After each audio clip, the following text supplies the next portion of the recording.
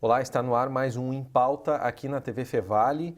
Segundo dados do Instituto Nacional do Câncer, mais de 12 milhões de pessoas no mundo são diagnosticadas todo ano com algum dos tipos dessa doença.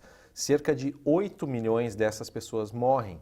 Se nenhuma medida ou avanço efetivo for confirmado, haverá 26 milhões de casos novos e 17 milhões de mortes por ano no mundo em 2030, sendo que 2/3 dessas vítimas vivem nos países em desenvolvimento, incluindo o Brasil. Por isso, o surgimento na mídia de várias histórias e polêmicas envolvendo a chamada pílula do câncer chamou muita atenção e trouxe inúmeras discussões à tona, tanto pela eficácia quanto por questões éticas. Para falar sobre esse assunto hoje, a gente recebe a professora Bárbara Espaniol, coordenadora do curso de farmácia aqui da Fevale. Tudo bom, professora? Seja bem-vinda ao Em Pauta. Obrigada. Eu queria começar, então, a partir do que a gente falou na abertura, passando um pouco da contextualização, para já perguntar diretamente por que essa questão da pílula, a chamada pílula do câncer, é tão polêmica. Vamos começar então pelo começo, né? Por que ela é chamada pílula do câncer, né? Pílula é uma denominação que a gente chama assim, uma denominação geral, né? Mas hoje ela se apresenta da forma como a gente tem visto, eles têm disponibilizado ela na forma de cápsulas, né? A polêmica existe porque a gente sabe que para se lançar um medicamento no mercado, e um medicamento que está no mercado, ele passa por inúmeros testes, né? Isso demora bastante tempo, requer muito estudo, requer um controle rigoroso, né, tanto das indústrias que produzem, quanto do órgão sanitário que é responsável por essa aprovação, que é a Anvisa, né, que é a Agência Nacional de Vigilância Sanitária.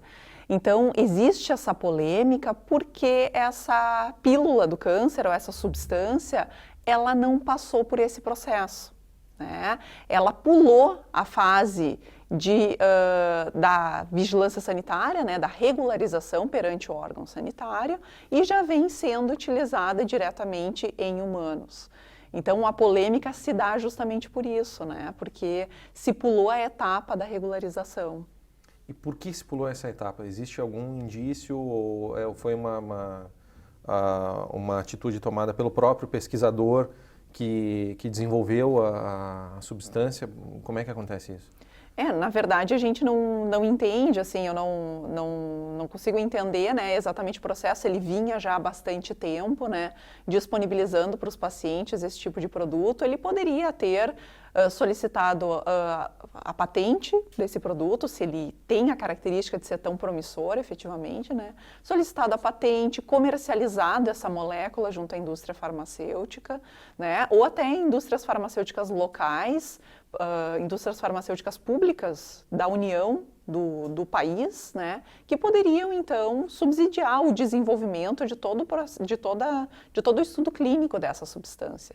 Então, isso facilitaria não haver tanta polêmica como há hoje? Isso facilitaria, se ela é efetiva, facilitaria a disponibilização dela para a população. Certo. Indo adiante nessa questão da disponibilização ou não para a população, o que se deve fazer? A gente comentava antes de entrar no ar aqui que pouca gente conhece realmente esse processo que tu está descrevendo agora, de passar pela Anvisa e outras fases, que eu gostaria que tu falasse, que explicasse um pouquinho mais para o telespectador e para as pessoas em geral entender. Não só na questão da pílula do câncer, mas qualquer medicamento ou substância. Quais são as fases que ele precisa passar para ser oficialmente liberado para consumo ou comercializado? Como é que funciona isso? A gente geralmente diz, né, que esse processo, desde a descoberta da molécula, né, o início dos estudos até a disponibilização dela no mercado, dura em torno de 10 a 15 anos. Tá? Então, assim, como é que isso funciona? Tem todo um processo que a gente diz, então, que ele é um processo funil. A gente inicia com diversas moléculas potenciais que poderiam ter uma ação farmacológica, né? Então, diversas moléculas e dessas diversas, eventualmente uma ou duas são consideradas potenciais. Bom, como é que se chega nessa uma ou duas moléculas? A gente faz o que chama de testes pré-clínicos, que são testes in vitro, que são com células geralmente, ou in vivo em animais. Então, nesses testes pré-clínicos, a gente começa a identificar, ó, essa molécula é potencial, ela tem uma ação farmacológica, né, para o fim que se pretende, ou muitas vezes a gente descobre uma outra ação farmacológica que não se esperava, né? Então, são nesses testes pré-clínicos que a gente faz esse filtro. Bom, sendo a molécula segura, não tóxica para os animais, né, nos testes pré-clínicos, aí ela passa para os testes clínicos, que são testes com seres humanos. Né? Só nesse processo, desculpa interromper, mas só nesse processo se toma mais ou menos quanto tempo? Só nisso? Aí varia. Varia, porque aí vai depender. Mas pode ser muito tempo. Mas pode ser bastante tempo, sim. Pode levar anos até se chegar nesse processo, porque eu identifico a molécula potencial e eu tenho que verificar, bom, será que essa molécula está disponível ou eu preciso sintetizá-la? Bom, se eu preciso sintetizá-la, eu preciso criar toda uma rota de síntese para que ela seja produzida. E que essa rota me produza com efetividade a molécula de interesse. Né? Que ela não tem interferentes, que não tem agentes tóxicos ainda decorrentes desse processo de síntese. Bom, escolhida a molécula, né, ela precisa ser desenvolvida em uma forma farmacêutica. Né? Então, ela vai ser administrada pela via oral, a pessoa vai tomar, vai ser injetável, como é que vai ser? Bom, precisa se desenvolver, então, a forma farmacêutica. Isso também leva um tempo, que é a fase de desenvolvimento, que a gente diz, dentro da indústria mesmo. A indústria vai tentar desenvolver, transformar aquela substância em algo que para o paciente é viável de ser tomado, né? Ou pela boca, ou pela via enteral, da forma que for. Tendo a forma farmacêutica, aí se começam os estudos clínicos, que são os estudos com os humanos. E aí esses estudos clínicos têm 4 fases. E aí quando se chega nesse processo, nós podemos também ter algumas surpresas, porque eventualmente essa molécula pode apresentar efeitos que não foram identificados quando nos testes pré-clínicos, né? E esse processo, assim, é o que é considerado até o mais rápido de todos, porque aí ele já segue um protocolo, né, já bem estabelecido. Só que isso tem que ser feito em local credenciado, né, em um local que tenham os profissionais disponíveis para isso, né? E essas 4 fases envolvem a utilização, então, da molécula em seres humanos. Inicialmente com pacientes saudáveis, que não têm a doença. Depois, sim, com pacientes que têm aquela doença que se está estudando, né, a molécula, que está avaliando a eficácia da molécula. E aí depois se estende esse estudo para outros centros. A gente não está fazendo só em um centro de estudo clínico, partimos para outros locais, né? E aí numa última fase, na 4ª fase, esse medicamento já está em comercialização. E aí se faz o que a gente chama de farmacovigilância. Por isso que algumas vezes a gente identifica alguns medicamentos que passaram por todos esses testes, né, todo o estudo controlado, para chegar na farmacovigilância, eles estarem já sendo comercializados 1, 2 anos e eles saem do mercado. Isso acontece com certa frequência? Não é tão frequente, mas quando acontece, gera um grande impacto, né? Assim, aconteceu recentemente, aí, alguns anos atrás, com os coxibes, né? Que é uma classe de anti-inflamatórios que se verificou que tinha diversos efeitos adversos. Atualmente, li hoje mesmo sobre anticoncepcionais. Existe agora vários casos relatados em redes sociais e tal, de mulheres que tiveram efeitos colaterais graves em função de um anticoncepcional específico, né? E aí eles vêm a sair do mercado por um tempo, se estuda, eventualmente voltam ou não voltam mais, né? Então, assim, é um processo demorado e é um processo, acima de tudo, controlado. Não só o estudo em si, mas a produção desse medicamento, a produção dessa molécula para ser viabilizada numa forma que o paciente vai tomar, né, além de todos os cuidados na utilização. Então, a grande polêmica se dá muito nisso, né? Porque o estudo da utilização da pílula do câncer não foi feito de forma controlada, até então, né? Agora, a pessoa que está desenvolvendo esse estudo, o pesquisador que está desenvolvendo esse estudo em São Paulo, alega que começou esse estudo lá nos anos 80 e que tinha um hospital parceiro, o hospital nega, e mesmo assim ele continuou ministrando doses em pacientes como uma fase experimental, né, de controle de se funcionava ou não. Aí entram questões éticas e legais, né? Não só mais a questão de laboratório, né? Isso aí já extrapola também a questão de laboratório. Como que se lida com isso quando se tem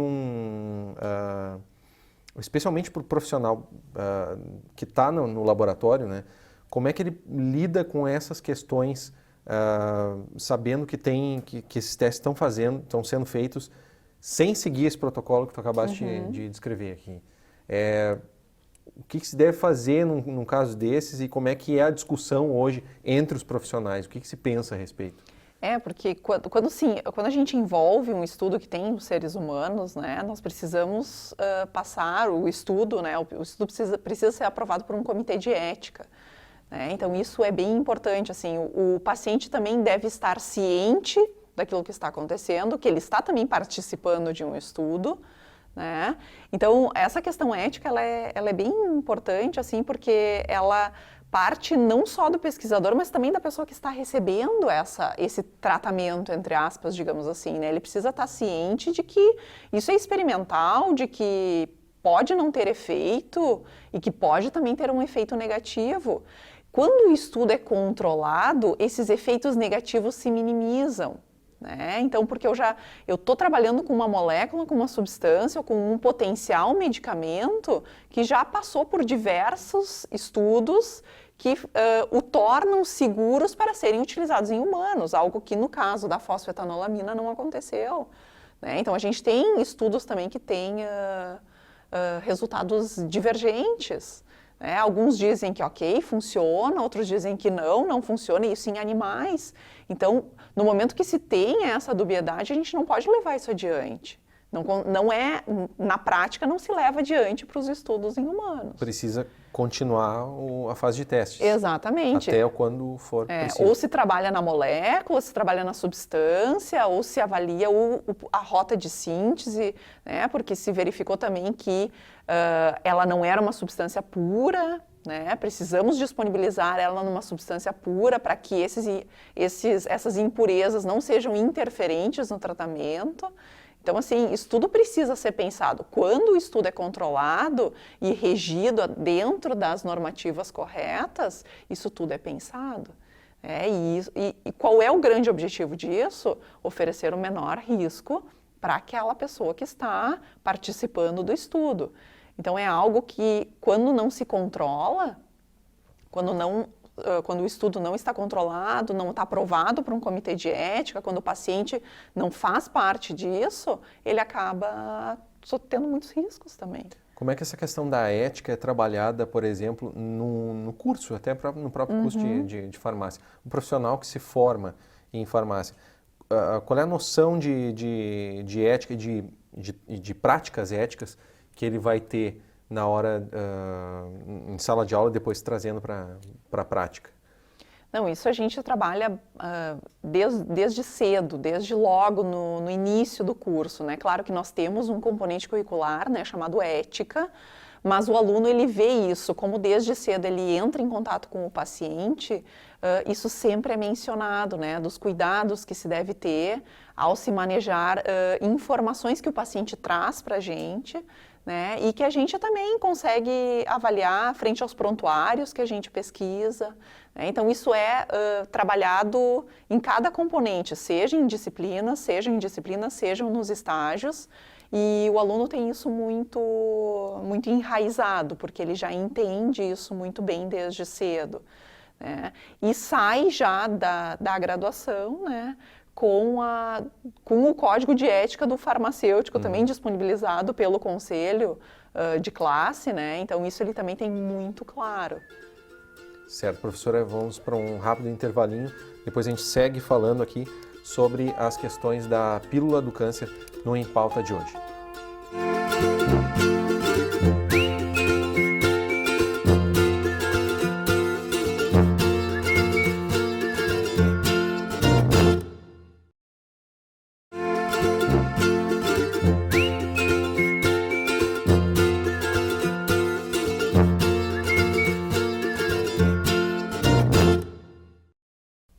Estamos de volta com o Em Pauta de hoje, falando sobre as questões que envolvem a chamada pílula do câncer. Hoje recebemos aqui a professora Bárbara Espaniol, que é coordenadora do curso de farmácia aqui da Fevale. Professora, antes do intervalo a gente comentava sobre as questões que envolvem a polêmica do tratamento através dessa pílula. A senhora explicou grande parte do processo que envolve o desenvolvimento de tanto este como qualquer outro medicamento ou substância farmacológica. Voltando um pouquinho na questão da pílula, a gente comentava agora no intervalo sobre questões que envolvem a substância, a pílula em si, né? Uhum. A senhora comentava que existe uma quantidade da substância que é recomendada ou enfim... A pureza, né? A pureza da substância que é recomendada nesse medicamento. Você poderia comentar um pouco mais, assim, como é que funciona isso? No caso da fosfetanolamina, né, e muitos fármacos que a gente tem disponíveis, né, que são as matérias-primas para a produção dos medicamentos, que os fármacos, então, são as substâncias ativas dentro do medicamento. Então, a gente pode citar um captopril, uma metformina, são as substâncias ativas. Então, a fosfetanolamina seria a substância ativa da pílula do câncer, né? Então, assim, essa substância ativa, ela precisa precisa atender requisitos de qualidade importantes, né? E um deles é a pureza, o doseamento, né? A pureza dessa substância. E o que a gente viu até então é que essa fosfetanolamina, ela não é pura, né? No processo de síntese, de produção da fosfetanolamina, são gerados alguns resquícios, né, desse processo de síntese que a gente chama de interferentes, né, ou que são resíduos de síntese. E esses resíduos, esses interferentes, podem vir a gerar ações negativas quando administrados em um ser humano ou até mesmo no animal.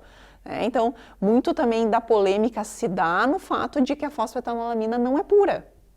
Então, a gente já viu também, a mídia veiculou muito sobre isso, né, de que quando se analisou a substância, se viu que ela não era pura, né, e tinha em torno, se eu não me engano, 30 e poucos por cento Acho que são 33%, de pureza. 33% de pureza. Bom, se nós, dentro de uma farmácia de manipulação, dentro de uma indústria farmacêutica, aceitamos uma pureza próxima a 100%, é quase que inviável se aceitar uma pureza tão baixa de um produto em que os outros constituintes daquela mistura podem ser prejudiciais para a saúde. E na prática há uma maneira de que esse produto não seja 33% e que seja mais próximo de 100%, de 95% para cima, não sei se é esse o parâmetro que é usado. A especificação ela vai muito de acordo com cada um dos ativos. Isso, com cada um dos ativos. Mas se espera que um produto, como é específico, né, como o câncer, assim, para uma doença bem específica, ele seja mais puro, porque o restante não seria ativo ou até interferente, né? Mas sim, é possível, mas para isso é necessário tempo, né, para se estudar e se desenvolver uma nova rota de síntese ou métodos de purificação dessa molécula para que ela tenha, então, seja disponibilizada na forma de uma forma farmacêutica mais pura. Existe aí uma questão também bem polêmica, que é o seguinte: existem tratamentos para o câncer, né? A gente comentava isso também antes, no intervalo. Por que apostar num tratamento que, como já comentamos, não passa pelos requisitos necessários estabelecidos pela própria Anvisa? Enfim, por que apostar numa questão experimental? O câncer, aí já vou introduzir talvez o que seja uma razão, o câncer é uma doença que choca muito, né? que pega muito na questão emocional das pessoas e é uma doença realmente terrível, né? Às vezes acabam tendo casos em que as pessoas morrem aos poucos, sofrem muito, etc. Então existe uma comoção muito grande e se comenta há muitos anos que quando chegaremos à cura do câncer, né? Mas ao mesmo tempo existem vários tipos de câncer. Então queria que a senhora comentasse um pouco sobre isso. Os tratamentos já existem.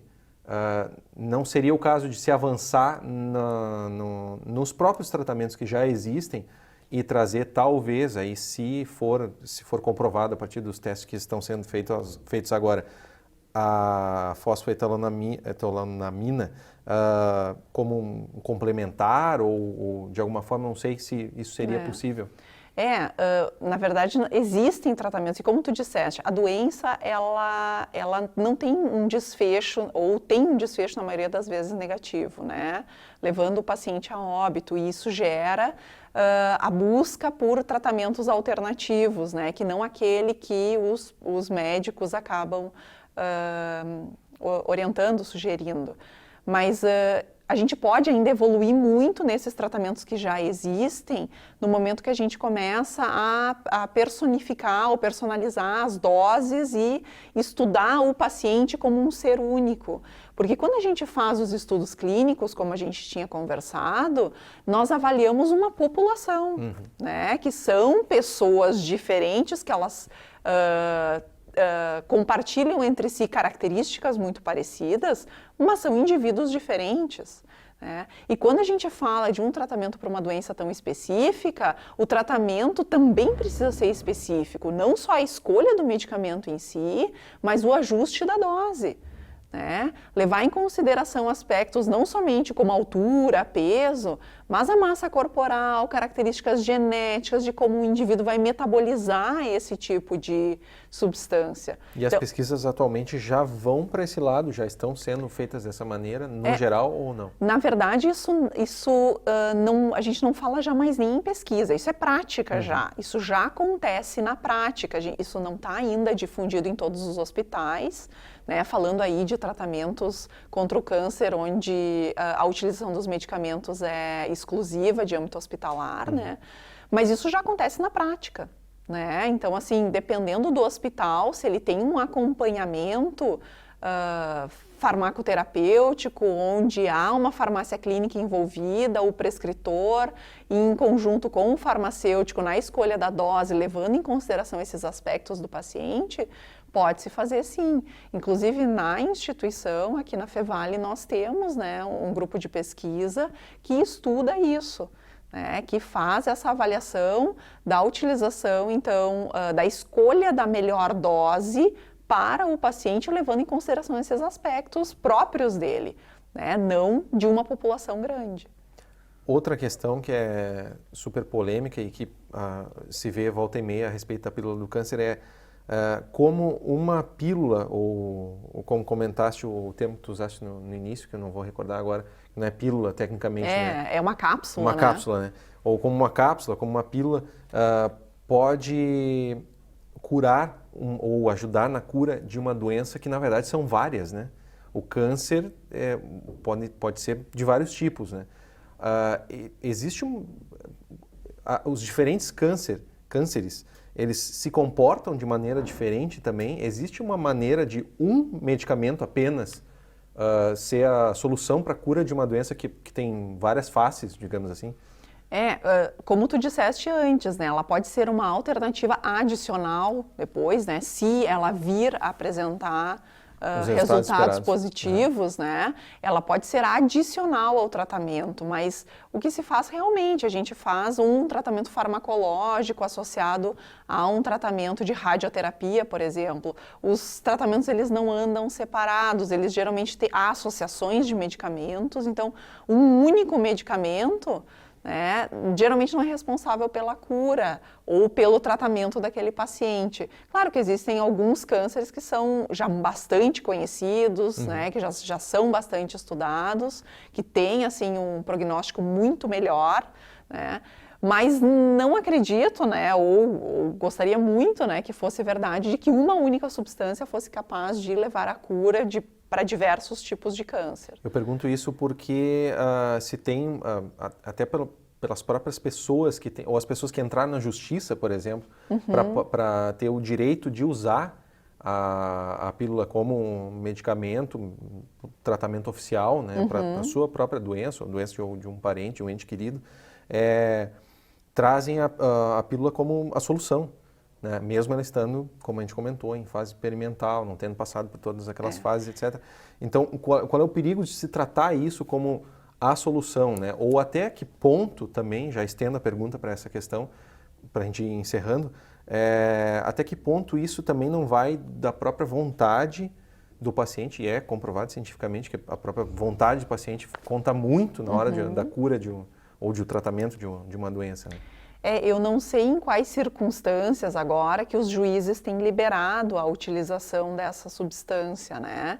O que a gente vê agora é que o médico, ou o pesquisador, né, que desenvolveu a substância, que faz a síntese da substância, não estaria mais provendo ela, né, mas só então mediante ações judiciais. Eu não sei em quais substâncias que ela está sendo liberada, mas eu creio que seja assim realmente a última alternativa para o paciente. Bom, já tentamos todos os tratamentos convencionais e protocolares que se segue para aquela doença, para aquele tipo de câncer, não deu certo, vamos para a última alternativa, que é então essa pílula do câncer. Acho que só dessa forma que ele tem liberado, porque se ele tem algum assessor que o assessora nessa questão e ele é da área da saúde, ele provavelmente vai dizer para ele, bom, se há tratamento, tente primeiro o tratamento, não libere para aqueles casos em que ainda há alguma possibilidade, né? Mas nós falávamos dessa questão, né, da ética e também de como esse tratamento pode ter uma influência em função do efeito placebo, né? Então, assim, pode também acontecer, né? Na verdade, todos os tratamentos, não só o tratamento com o câncer, existe um efeito placebo, né? Mas que isso também é avaliado quando em um estudo clínico, né? Então, o efeito placebo também é avaliado quando se faz o estudo clínico controlado. Então, num estudo clínico, um grupo de pacientes, vamos supor, 50 pacientes, o grupo é dividido de 25 em 25, né? Mas eles não sabem, eu não sei se eu estou tomando a pílula ou o medicamento que está sendo avaliado ou se eu estou tomando um placebo.